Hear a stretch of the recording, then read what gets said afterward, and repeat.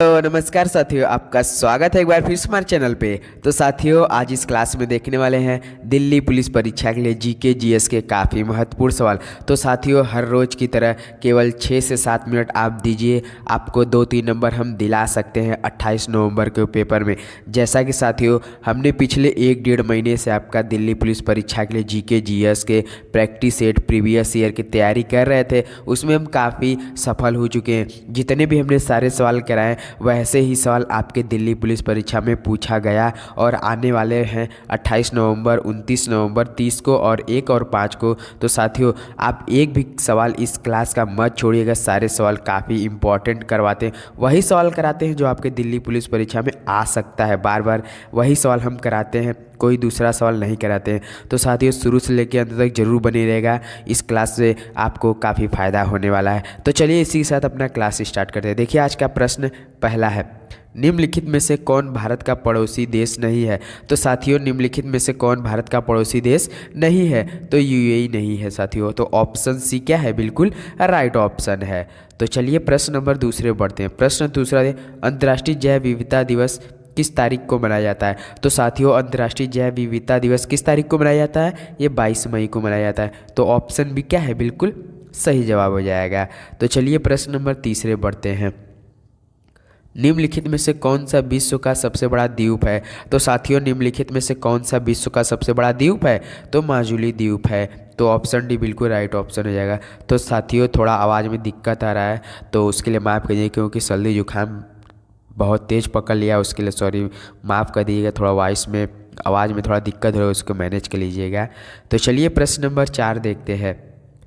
निम्नलिखित में से हंगरी की राष्ट्रीय मुद्रा क्या है। तो साथियों, निम्नलिखित में से हंगरी की राष्ट्रीय मुद्रा क्या होती है, तो हंगेरियन फोरिट होती है। तो ऑप्शन ए क्या हो जाएगा, बिल्कुल राइट ऑप्शन हो जाएगा। देखिए दोस्तों, ऑप्शन तो ऐसे आएंगे, देखिए सब में हंगोरियन लेकिन एक में हंगेरियन फोरिट लगा है। तो इसका ट्रिक ऐसे ही, हंगेरियन सब में हंगोरियन हंगोरियन लगा है। तो प्रश्न नंबर 5 देखते हैं। स्वतंत्रता के बाद भाषा के आधार पर बने भारत के पहले राज्य का नाम बताइए। आपको बताना है दोस्तों, जब स्वतंत्र हुआ था उसके बाद भाषा के आधार पर बने भारत के पहले राज्य का नाम बताइए। आपसे आंध्र प्रदेश था। तो साथियों, ऑप्शन ए क्या है, बिल्कुल सही जवाब है। तो चलिए प्रश्न नंबर 6 देखते हैं। लोकसभा में पद धारण करने की न्यूनतम आयु है। तो साथियों, लोकसभा में पद धारण करने की न्यूनतम आयु कितनी होती है, तो आपके 25 वर्ष होती है। तो ऑप्शन सी क्या है, बिल्कुल सही जवाब है। तो प्रश्न नंबर 7 देखते हैं। प्रश्न 7 है, नौटंकी निम्नलिखित में से किस राज्य का लोक नृत्य है। तो साथियों, नौटंकी निम्नलिखित में से किस राज्य का लोक नृत्य है, तो उत्तर प्रदेश का ये। तो ऑप्शन ए क्या होता है, बिल्कुल राइट ऑप्शन है। तो प्रश्न नंबर 8 पे बढ़ते हैं।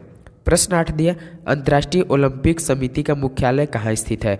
तो साथियों, अंतर्राष्ट्रीय ओलंपिक समिति का मुख्यालय कहाँ है, मतलब किस जगह स्थित है, तो ये आपके है स्विट्जरलैंड में है। ऑप्शन बी क्या है, बिल्कुल सही जवाब है। तो चलिए प्रश्न नंबर 9 देखते हैं।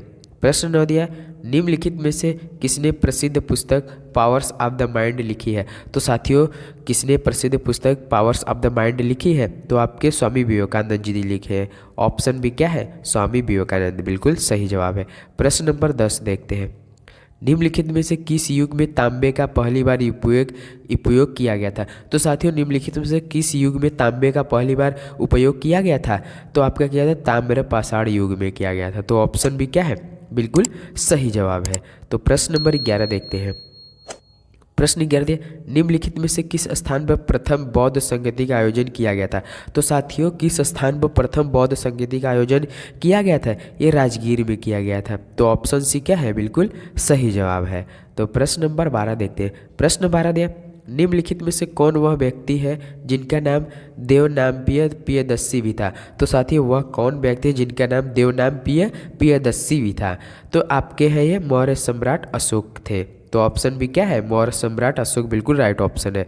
तो प्रश्न नंबर 13 देखते हैं। जब ईस्ट इंडिया कंपनी की स्थापना हुई तब भारत पर निम्नलिखित में से किसका शासन था। तो साथियों, जब ईस्ट इंडिया कंपनी की स्थापना हुई थी उसमें भारत पर निम्नलिखित में से किसका शासन था, तो उस समय था मुगल सम्राट का था। तो ऑप्शन सी क्या है, बिल्कुल सही जवाब है। तो प्रश्न नंबर 14 देखते हैं। भूदान ग्रामदान आंदोलन निम्नलिखित में से किसके द्वारा शुरू किया गया था। तो साथियों, भूदान ग्रामदान आंदोलन निम्नलिखित में से किसके द्वारा शुरू किया गया था, ये आपके विनोबा भावे द्वारा शुरू किया गया था। तो ऑप्शन ए क्या है, बिल्कुल सही जवाब है। तो प्रश्न नंबर 15 देखते हैं। राष्ट्रवाद की पहली स्पष्ट अभिव्यक्ति निम्नलिखित में से किस क्रांति के साथ हुई? तो साथियों, राष्ट्रवाद की पहली स्पष्ट अभिव्यक्ति निम्नलिखित में से किस क्रांति के साथ हुई? तो आपके फ्रांसीसी क्रांति के साथ हुई। ऑप्शन डी क्या है? बिल्कुल सही जवाब है। तो प्रश्न नंबर 16 देखते हैं।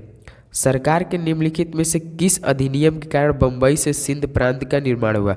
तो साथियों, सरकार के निम्नलिखित में से किस अधिनियम के कारण बम्बई से सिंध प्रांत का निर्माण हुआ? तो आपका भारतीय स्वतंत्रता अधिनियम 1947 की वजह से हुआ था। किसकी वजह से साथियों? भारतीय स्वतंत्रता अधिनियम 1947। तो ऑप्शन ए क्या है? बिल्कुल सही जवाब है। तो प्रश्न नंबर 17 देखते हैं। प्रसिद्ध युद्ध का नारा चलो दिल्ली किसने दिया था? तो साथियों, प्रसिद्ध युद्ध का नारा चलो दिल्ली किसने दिया था? तो साथियों, ये सवाल आपके लिए टेस्ट है। देखते हैं इस सवाल का जवाब हमें कौन कौन कमेंट करता है। अगर आप दिल्ली के एस्पिरेंट होंगे, महारथी होंगे, तैयारी कर रहे होंगे, तो इस सवाल का जवाब हमें कमेंट जरूर करेंगे दोस्तों। ये सवाल आपके लिए होमवर्क है, आपको कमेंट जवाब देना है। तो चलिए प्रश्न नंबर 18 देखते हैं।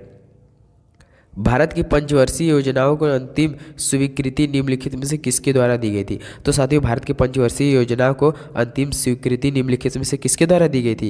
ये आपके राष्ट्रीय विकास परिषद द्वारा दी गई थी। तो ऑप्शन सी क्या है? बिल्कुल सही जवाब है। तो प्रश्न नंबर 19 से देखते हैं। भारत में राष्ट्रीय मानवाधिकार आयोग निम्नलिखित में से किस मंत्रालय के अधीन है? तो साथियों, भारत में राष्ट्रीय मानवाधिकार आयोग निम्नलिखित में से किस मंत्रालय के अधीन है? तो ये गृह मंत्रालय के अधीन है। तो ऑप्शन ए क्या है? बिल्कुल सही जवाब है। तो प्रश्न नंबर 20 से देखते हैं। निम्नलिखित में से कौन सा अनुच्छेद भारतीय संविधान में सर्वोच्च न्यायालय की स्थापना और गठन के बारे में? तो साथियों, कौन सा अनुच्छेद है जो भारतीय संविधान में सर्वोच्च न्यायालय की स्थापना और गठन के बारे में है?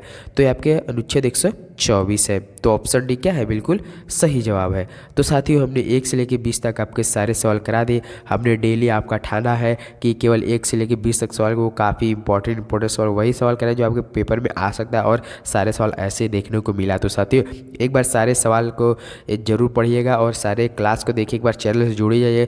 चैनल पर नया तो सब्सक्राइब कीजिए। आपको काफ़ी अच्छे हर एग्जाम के लिए प्रैक्टिस सेट, प्रीवियस सेट तैयारी होता है, आपको भी काफ़ी इंपॉर्टेंट हेल्पफुल होना है। तो साथियों, एक बार चैनल को प्लीज़ लाइक और सब्सक्राइब जरूर कीजिएगा।